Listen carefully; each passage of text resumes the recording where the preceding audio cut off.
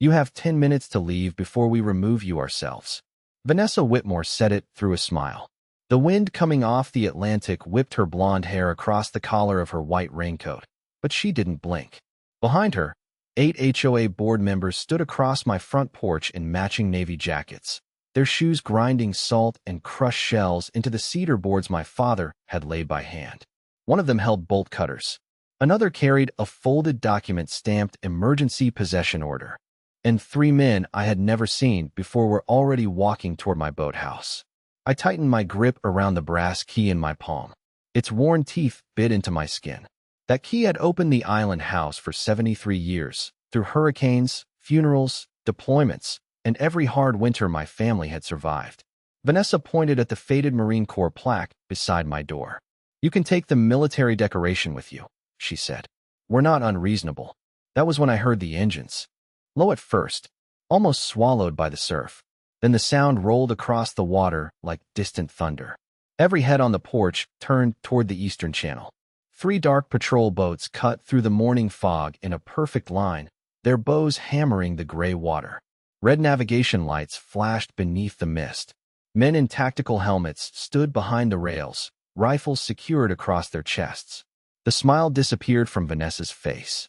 She looked at me, then back at the boats. "What did you do?" I didn't answer. "Not yet. My name is Daniel Mercer. I'm 41 years old, a former Marine Corps logistics officer, and the legal owner of Mercer Island, 12 wooded acres sitting half a mile off the coast of South Carolina. The house wasn't a vacation property. It was my family's last piece of ground. My grandfather bought the island in 1951 after coming home from Korea with a scar across his ribs and enough savings to purchase what everyone else considered a mosquito-infested rock. He built the first cabin from storm-fallen pine. My father expanded it after Vietnam. I rebuilt the eastern dock before my first deployment to Iraq. Every generation left something behind. Granddad's iron stove, Dad's cedar porch, my initials carved beneath the boathouse stairs. The island smelled like wet rope, pine resin, diesel, and memory. Vanessa smelled like expensive perfume sprayed over panic. 6 months earlier, the mainland development across the channel had elected her president of the Seabrook Point Homeowners Association. Within weeks, she started sending me violation notices. Unapproved dock color, excessive boat noise, non-conforming exterior lighting. The fact that Mercer Island had never belonged to Seabrook Point didn't seem to bother her. I returned every notice with the same sentence. "Your association has no jurisdiction over my property." She ignored it. Then came survey crews. Red stakes appeared along my shoreline. A security camera caught Vanessa's husband measuring the boathouse. County records showed the HOA had filed documents claiming my island was an abandoned common recreational parcel intended for Seabrook residents. Abandoned. I was standing in the kitchen when I read that word, listening to rain strike the windows my father installed 30 years earlier. Something cold settled behind my ribs. But I didn't call Vanessa. I didn't threaten the board. I made one phone call to an old friend at Marine Corps Base Beaufort and asked him to check a number engraved beneath my grandfather's brass key. What he found changed everything. Now Vanessa stood on my porch with bolt cutters, fake paperwork, and enough confidence to invade a place she didn't understand. The patrol boats reached the dock. Boots struck wood in a steady rhythm. A Marine captain stepped through the fog, looked at the red survey stakes, then at the men breaking into my boathouse. "Secure the property," he ordered. Vanessa's emergency possession order slipped from her fingers and skated across the wet porch. What she didn't know was that my grandfather hadn't simply bought an island. He had accepted custody of something buried beneath it, something the federal government had never stopped owning. So tell me, what would you do if an HOA invaded your home and discovered the United States Marines were already on their way? Before Vanessa Whitmore arrived with her clipboard army, Mercer Island was the quietest place I had ever known. Most mornings began with the scrape of oyster shells beneath my boots and the slow groan of the dock shifting with the tide. I would carry coffee down to the water before sunrise, sit on the same weathered piling my father used as a workbench, and watch shrimp boats crawl along the horizon. The air tasted like salt and old wood. Out there, nobody measured my grass. Nobody complained about the color of my shutters. Nobody cared that the porch leaned half an inch toward the sea because my grandfather had built it without a level. The island was imperfect, stubborn, and completely ours. After leaving the Marines, I moved there full-time because I needed silence. 15 years of deployments had trained my body to wake at every engine, every slammed door, every unexpected flash of light. On the mainland, traffic sounded too much like convoys. Fireworks made my hands tighten before my mind understood why. Mercer Island gave me room to breathe. I restored the house one board at a time. I replaced storm-damaged shingles, rewired the kitchen, reinforced the western seawall, and rebuilt the generator shed using lumber salvaged from my father's old workshop. I kept every receipt, every permit, every survey. My father had taught me that ownership was more than a deed locked in a drawer. Land remembers who takes care of it, he used to say. I believed him. Then Seabrook Point appeared across the channel. At first, it was only bulldozers and piles of red clay. Then came rows of enormous coastal homes with white columns, artificial shutters, and lawns so green they looked painted. The developer installed a private marina, a clubhouse, and a stone entrance sign taller than my boathouse. Within 18 months, 200 families had moved in. Most were decent people. They waved from their boats. Some asked permission to fish near the island. One retired teacher named Harold brought me homemade peach preserves every summer. Then Vanessa became HOA president. I first met her on a Saturday afternoon while replacing a fuel line beneath my skiff. The sun was hot enough to soften the tar between the dock boards. Gasoline fumes clung to my shirt. I was lying on my back with a wrench in one hand when a white speedboat slammed against my dock without permission. Vanessa stepped out wearing cream-colored deck shoes and oversized sunglasses. 2 men followed her carrying folders. "You must be Daniel," she said. "Not Mr. Mercer. Not hello. Just Daniel," like my name belonged on one of her violation forms. She looked past me toward the house. "We've received several concerns about the condition of this property." I sat up slowly. "From who?" "Our residents." "Your residents live across the water." She smiled as if I had made a childish mistake. "Mercer Island is part of the Seabrook Coastal View Corridor. What happens here affects everyone's property values." One of the men handed me a folder. Inside were photographs of my generator shed, my workboat, the faded red roof, and the Marine Corps flag beside the porch. Each picture had been taken from the water with a telephoto lens. The back of my neck went cold. Vanessa tapped one photograph with a polished fingernail. "This industrial equipment is visible from our clubhouse. The board would like it removed. That equipment keeps my house running during hurricanes. Seabrook Point has architectural standards. Mercer Island doesn't." Her smile tightened. She told me cooperation would be easier than conflict. She said the HOA had attorneys, county contacts, and community support.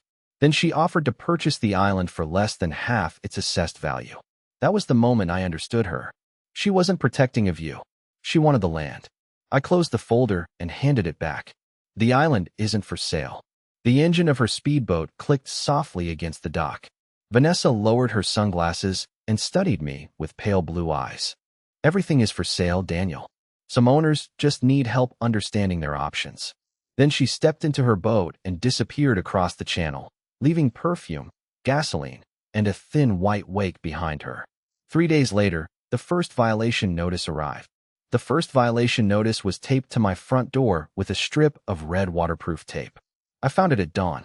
The paper snapped in the wind while rainwater ran down the ink, turning Vanessa Whitmore's signature into a black smear. Somewhere beyond the trees, a buoy bell clanged against the fog.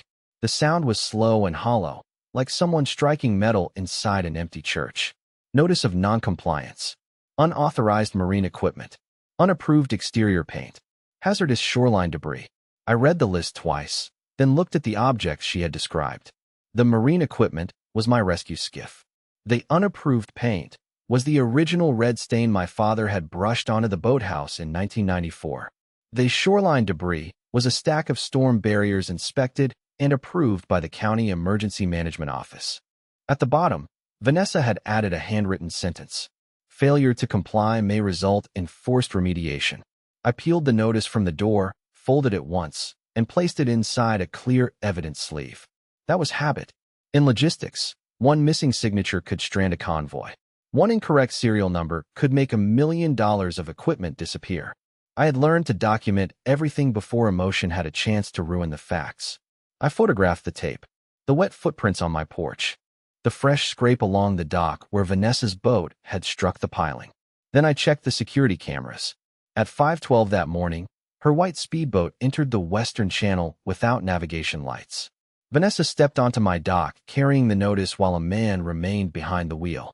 She walked around the house, photographed my windows, and tried the handle on the generator shed. She had not come to deliver paperwork. She had come to test my locks. I sent the footage to the county sheriff's office with a formal trespassing complaint. 2 days later, Deputy Calvin Rhodes arrived in a patrol boat.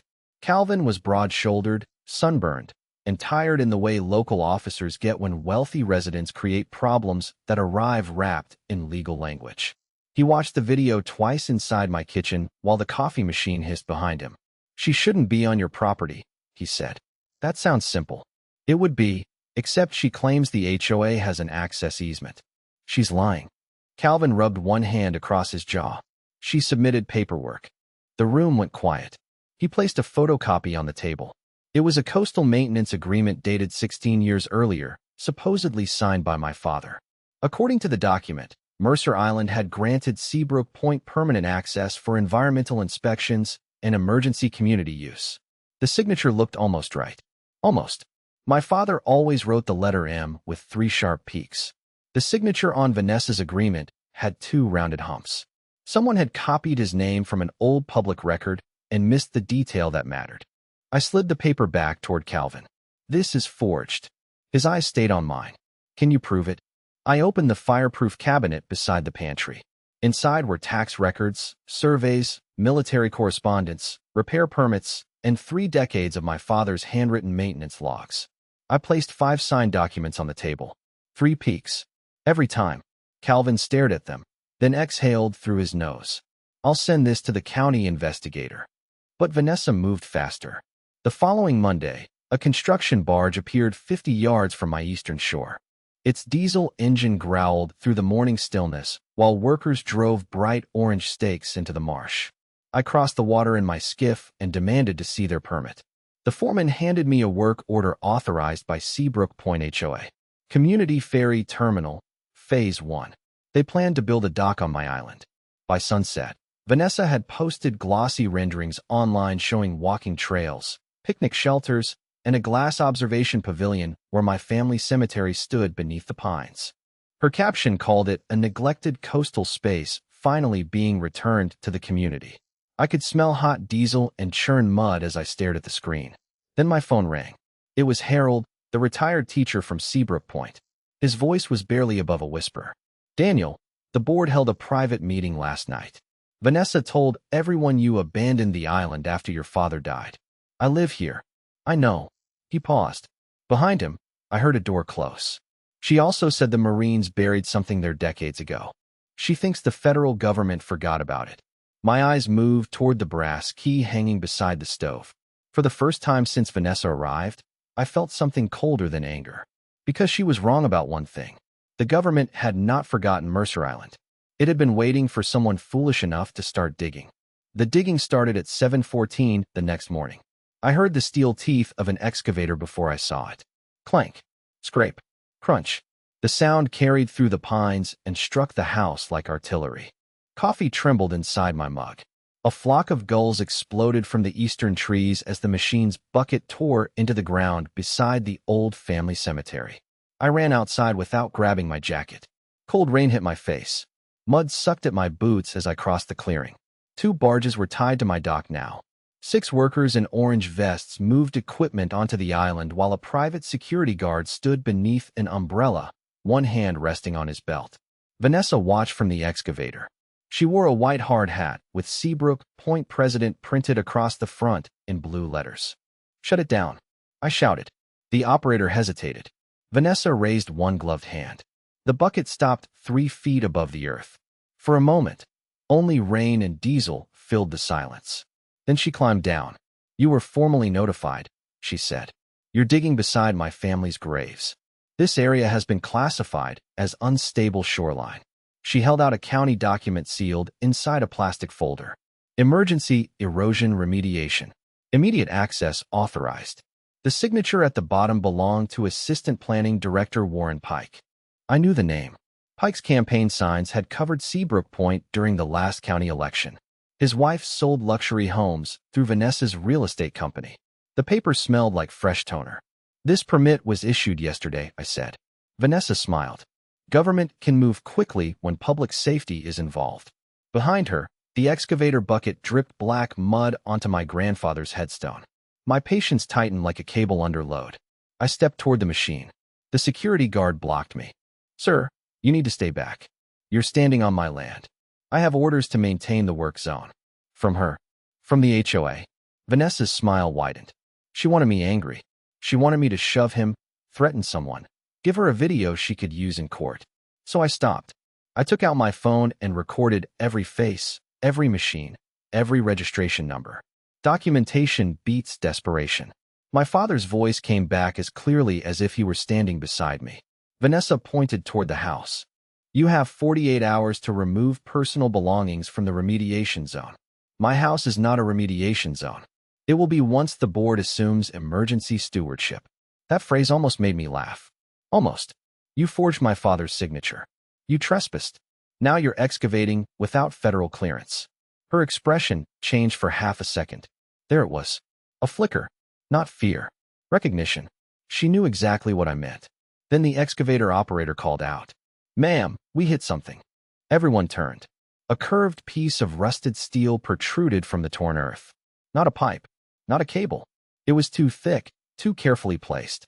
The operator scraped more soil away, revealing a circular hatch beneath layers of clay and pine roots. Stamped into the metal was a faded eagle, globe, and anchor. Below it were 4 words. United States government property. The air seemed to leave the clearing. Vanessa walked toward the hole. I caught her arm. Do not touch that. She jerked away. This proves the island contains abandoned infrastructure. That strengthens our claim. No, I said. It proves you just excavated a restricted military site. The security guard looked at Vanessa. The workers stopped moving. Even the excavator engine seemed quieter. She recovered quickly. Old military markings don't create modern jurisdiction. We'll document the structure and continue. She ordered the operator to lift the hatch. He refused. Smart man. Vanessa climbed onto the machine herself and reached for the controls. That was when my phone vibrated. One message. Unknown number. Perimeter breach confirmed. Do not interfere. Response team inbound. I looked toward the channel. Nothing but gray water and rain. Vanessa shoved the operator aside and lowered the bucket toward the steel hatch. You really should stop, I told her. She glanced down from the cab. Or what? The bucket struck metal. A deep alarm began beneath our feet. Not from the excavator. From under the island. Red lights flickered inside the old boathouse. A concealed antenna rose slowly through its roof, shedding rainwater as it turned toward the Atlantic. Every worker stared. Vanessa's face went pale. Then a voice thundered from hidden speakers across the clearing. Unauthorized excavation detected. Clear the restricted zone immediately. Vanessa looked at me with her mouth half open. I slipped my father's brass key from my pocket. You wanted to know what was buried here, I said. Now the Marines know you found it. The alarm did not stop. It pulsed beneath the island in slow, mechanical waves. 3 short bursts. A pause. Then 3 more. The sound traveled through the wet ground and into my boots. Red light washed across the boathouse windows, turning the rain into falling sparks. Vanessa remained frozen in the excavator cab, one hand gripping the controls, the other pressed against the glass. The workers began backing away. One dropped his shovel. It struck the mud with a soft metallic thud. What is this? Vanessa shouted. I looked at the hatch half buried beside my grandfather's grave. A warning you should have listened to. The security guard stepped toward his radio. Before he could speak, every phone in the clearing vibrated at once. Emergency alert. Restricted federal property breach. Remain in place. Do not approach watercraft. The guard stared at his screen. I wasn't told this was federal land. It isn't, Vanessa snapped. It's abandoned infrastructure on property under HOA stewardship. The words sounded weaker now. Thin. Desperate. Then the eastern channel filled with engine noise. Not the small outboards used by fishermen. These engines were deeper. Controlled. Moving fast. 2 patrol boats emerged through the rain, gray hulls cutting clean lines across the water. A third followed behind them carrying men in helmets and dark tactical gear. Vanessa climbed down from the excavator. Her white hard hat slipped sideways. You called them? No, I held up the brass key. You did. The first patrol boat struck the dock hard enough to shake the pilings. Marines stepped onto the boards in pairs, rifles held low but ready. Their boots hit the wet wood with the same measured rhythm I remembered from years of formation drills. The man leading them was tall, lean, and silver-haired beneath his helmet. Colonel Nathan Briggs. I had served under him in Iraq. He saw me standing in the mud and gave one short nod. Mercer. Sir. Vanessa moved between us. This is private property. I demand to know why armed personnel are trespassing. Briggs looked at her white hard hat, the excavator, then the open trench beside the cemetery. His expression did not change. Who authorized the excavation? I did. As president of Seabrook Point. He turned to one of his Marines. Detain everyone connected to the digging. Vanessa laughed.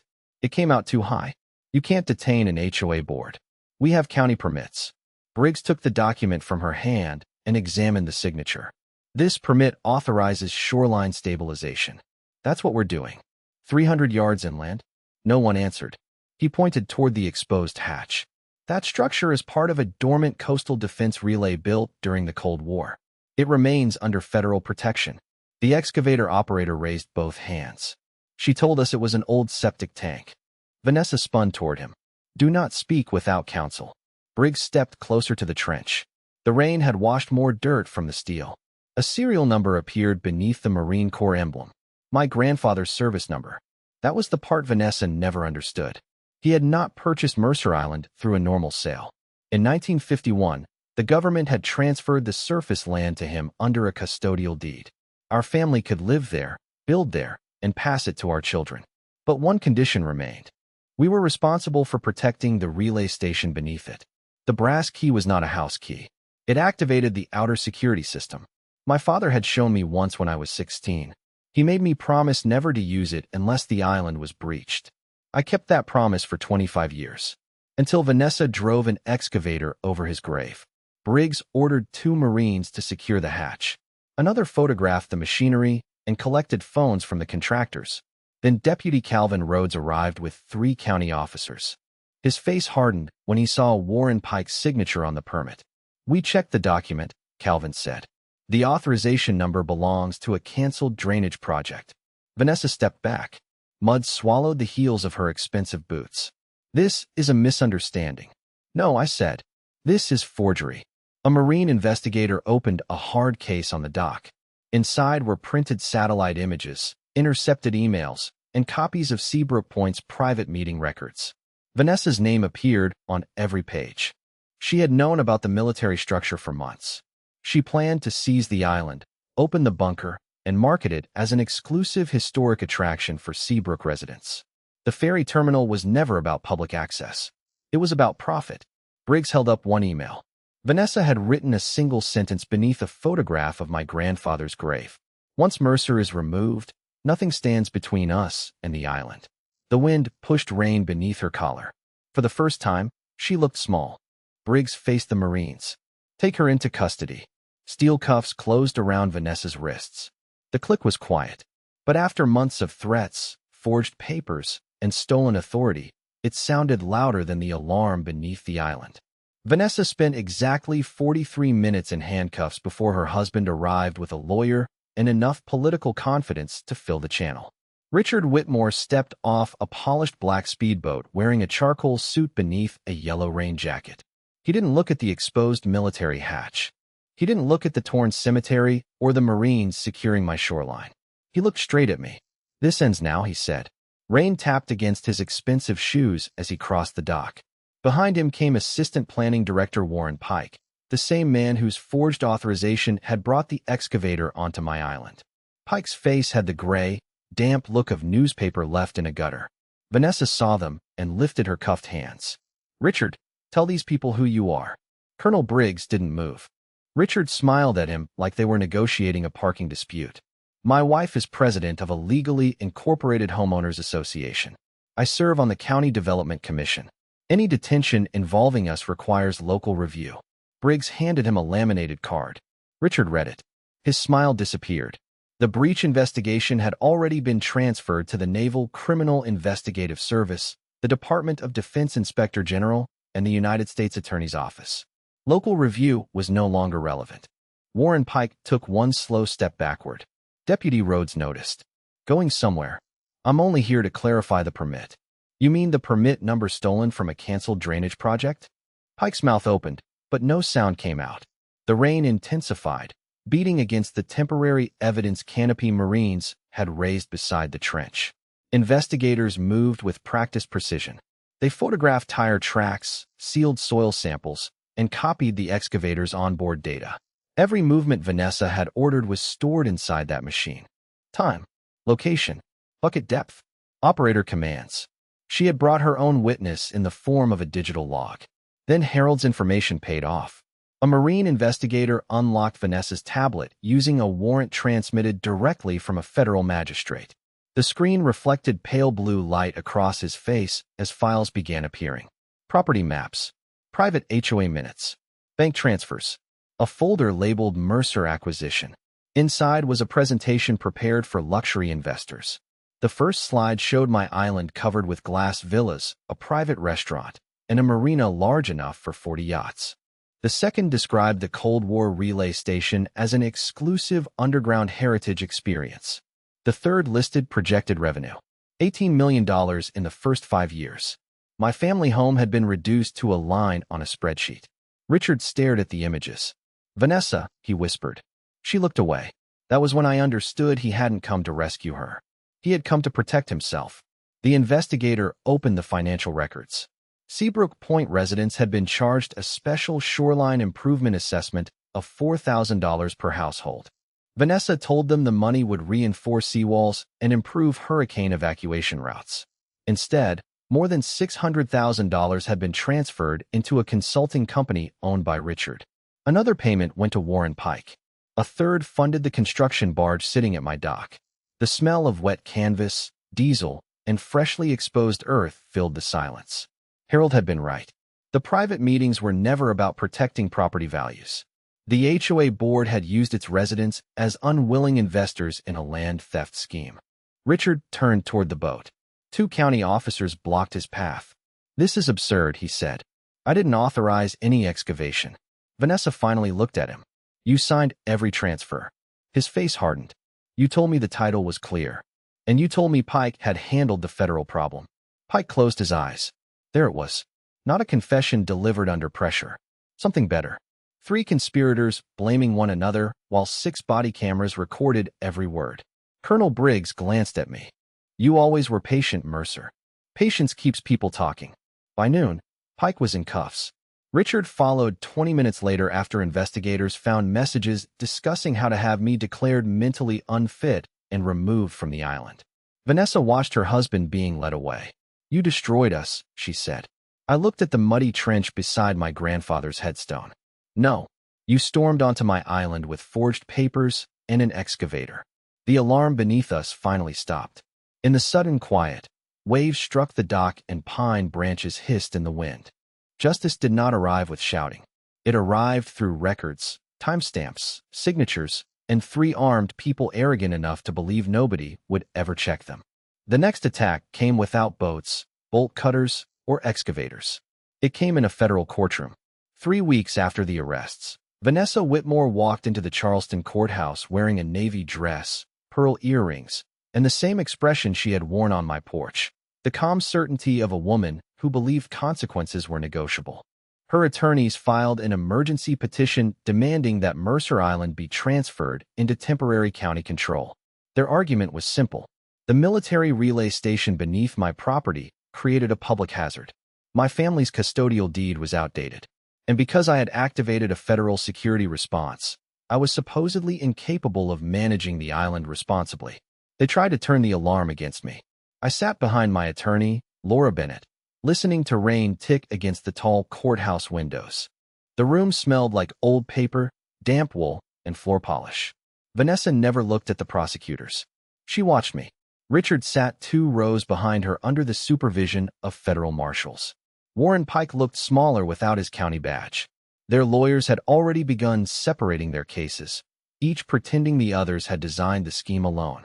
Vanessa's attorney held up a photograph of armed Marines surrounding my house. "Is this what responsible private ownership looks like?" he asked. The image had been taken from across the channel. A patrol boat at the dock. Rifles visible. Red emergency lights burning through the rain.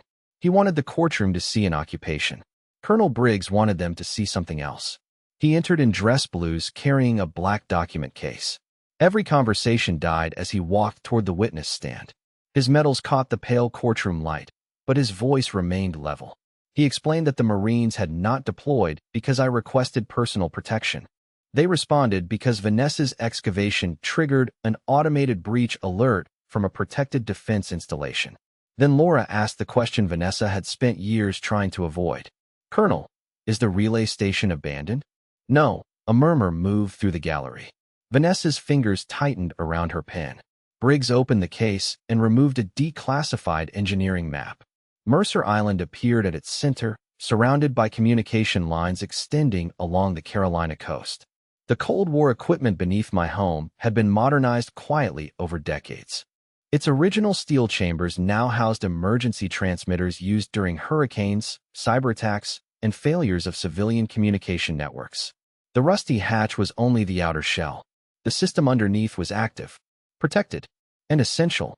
Briggs pointed toward the eastern shoreline. The excavation occurred 19 feet from a buried power conduit. Another bucket strike could have disabled emergency communications for 3 coastal counties. The judge removed her glasses. "How many people depend on that system?" "Approximately 800,000 during a regional disaster." Vanessa stopped writing. Her attorney tried to object. The judge silenced him with one raised hand. Then came the detail my grandfather had protected for 73 years. The custodial deed did not weaken my ownership. It strengthened it. As long as a Mercer descendant maintained the island and protected the installation, no HOA, developer, county commission, or private investor could seize the land without authorization from the Secretary of Defense. Vanessa had spent months forging claims to property she could never legally possess. Laura placed the brass key inside an evidence tray. Its worn surface looked small beneath the courtroom lights. "This key activated the warning system?" she asked. "Yes," Briggs said, "but only after the excavation broke the outer sensor grid. Mr. Mercer did not summon an armed response. Mrs. Whitmore did." A few people in the gallery laughed. The judge did not. She turned toward Vanessa. "You entered protected land using forged documents, damaged a military site, and then asked this court to reward you with control of it." Vanessa stood. "We were protecting our community." The judge's voice hardened. "You charged that community more than $600,000 to finance the operation." That was when the rear doors opened. Dozens of Seabrook Point residents entered carrying folders, assessment notices, and printed bank statements. Harold led them. For months, Vanessa had convinced those people that I was the enemy across the water.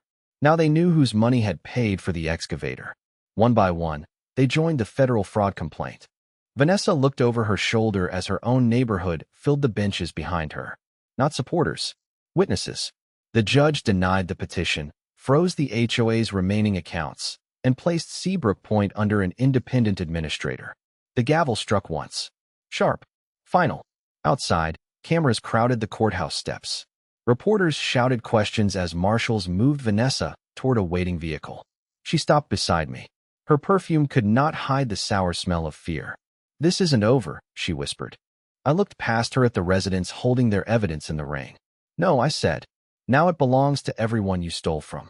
Vanessa's trial began during hurricane season. The sky over Charleston had turned the color of gunmetal by the time the jury returned.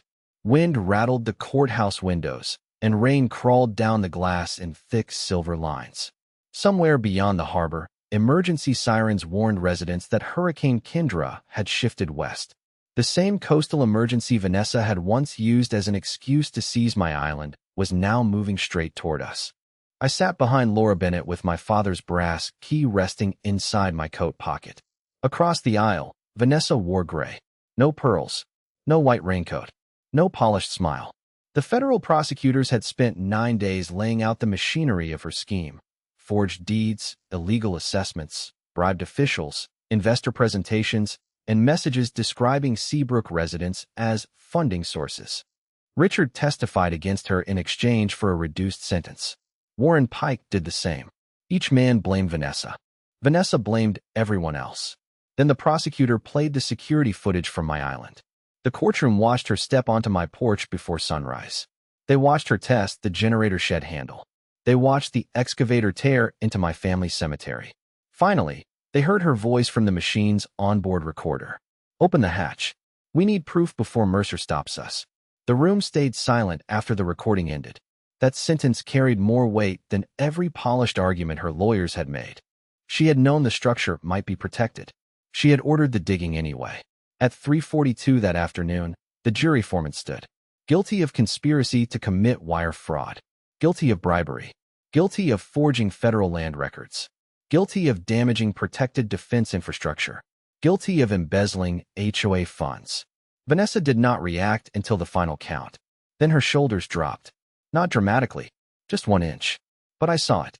The woman who had stormed onto my island demanding my home had finally understood that no document, connection, or title could carry her out of that courtroom. The judge sentenced her to 11 years in federal prison and ordered restitution to every Seabrook Point homeowner. Richard received 5 years. Pike received 4 and lost his pension. The development company that planned the island resort was fined, dissolved, and forced to surrender its coastal holdings. Those properties were later sold to repay the residents. When the marshals approached, Vanessa turned toward me. "You could have sold," she said. Her voice sounded dry and small. "You could have avoided all of this." The hurricane wind moaned against the courthouse walls. I touched the brass key through my coat. "You could have stayed off my island." The marshals led her away. Then every phone in the courtroom sounded at once. Emergency alert. Hurricane Kendra had damaged 2 mainland communication towers. Cellular networks across 3 counties were beginning to fail. Colonel Briggs stood near the rear doors. He checked his secure radio, then looked at me. "The island relay is activating." We drove to the military harbor through streets already shining with floodwater. Rain hammered the windshield. Palm branches scraped across the road. At the dock, Marines loaded emergency equipment into patrol boats while diesel fumes mixed with salt and storm air. This time, nobody arrived to protect my house. They arrived because my house was protecting everyone else. The ride across the channel was violent. Waves struck the hull hard enough to rattle my teeth. Through the rain, Mercer Island appeared as a black shape beneath flashes of lightning. The old red boathouse lights were already burning. I unlocked the control room with my grandfather's key. Deep beneath the floor, generators awakened one after another. The sound rose through the island like a mechanical heartbeat. Screens illuminated. Antennas rotated toward the coast. Emergency frequencies filled with voices from hospitals, fire departments, rescue boats, and evacuation shelters. For 14 hours, Mercer Island carried communications across the storm zone.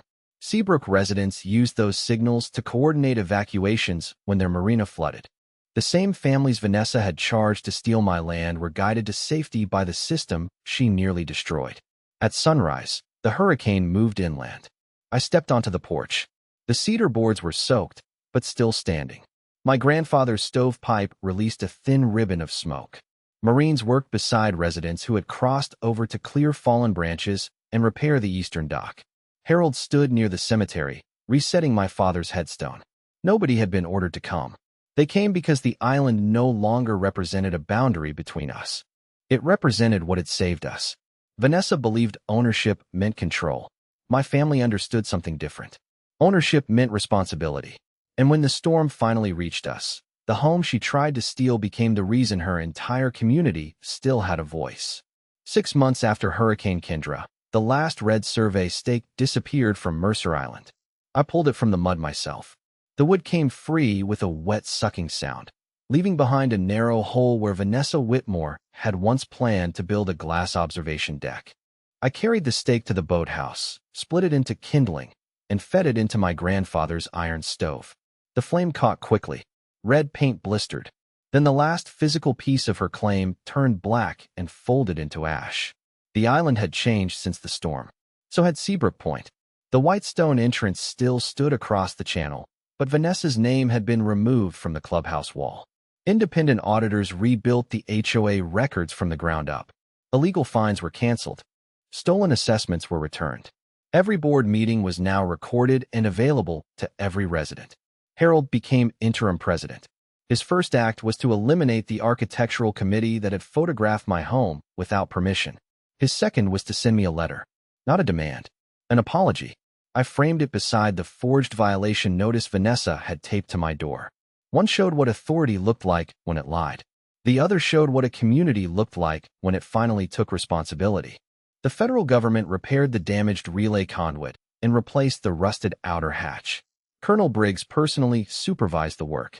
On the final morning, he stood beside me near my grandfather's grave while Marines installed a new bronze marker. Mercer Coastal Emergency Relay. Protected by 3 generations. Briggs brushed mud from his gloves. Your grandfather would have liked that. He would have complained the letters weren't level. Briggs laughed. The sound carried through the pines and across the water. Before leaving, he handed me a sealed envelope. Inside was a renewed custodial agreement signed by the Secretary of Defense. The document confirmed my family's ownership in language no HOA attorney could bend, twist, or bury beneath fake emergency orders. Attached to it was a second authorization. Mercer Island would become an official hurricane communications training site twice a year. The house would remain mine. The relay would remain protected. And armed Marines would continue arriving, not to remove me, but to help defend the coast. That summer, I opened the eastern shoreline for Seabrook families one Saturday each month. Children learned how emergency radios worked. Retired engineers helped restore the old control panels. Residents repaired the dock they had once unknowingly paid to invade. I kept the family cemetery private. Some boundaries should remain boundaries. One afternoon, I found a little girl standing beside the Marine Corps plaque on my porch. She traced the raised letters with one finger. Did soldiers really come here with guns? She asked. They did. Were you scared? I looked toward the eastern channel. I remembered Vanessa's white raincoat snapping in the wind. The bolt cutters. The forged possession order. The excavator bucket hanging over my grandfather's grave. I was angry, I said. But anger isn't the same as a plan. Her father nodded quietly behind her. That lesson had cost Seabrook Point nearly everything. Vanessa believed power came from titles, signatures, and people too frightened to challenge her. She shouted until others mistook volume for authority. My grandfather had taught me the opposite. Real power stays quiet. It keeps records. It remembers promises. And it waits. On the first anniversary of the invasion, I woke before sunrise and carried coffee down to the dock. Fog rested over the water. The boards groaned beneath my boots, and somewhere inside the boathouse, the relay equipment hummed steadily. Across the channel, lights appeared in Seabrook homes one by one. No patrol boats. No alarms. No engines tearing through the mist. Just a community waking up. I turned the brass key in my hand. Its teeth were smooth now from 3 generations of Mercers carrying it through wars, hurricanes, and one very foolish HOA takeover. Vanessa stormed onto my island demanding my home. She brought forged authority, political connections, and men willing to break my locks. I answered with patience, evidence, and the truth buried beneath her feet. The Marines were only the part she could see. Justice had arrived long before their boats reached my dock. It arrived the moment she decided the law belonged only to people like her. Because justice isn't loud. It doesn't need a white hard hat, a fake permit, or a committee vote. Justice is smart. Justice is patient. And sooner or later, justice always comes ashore.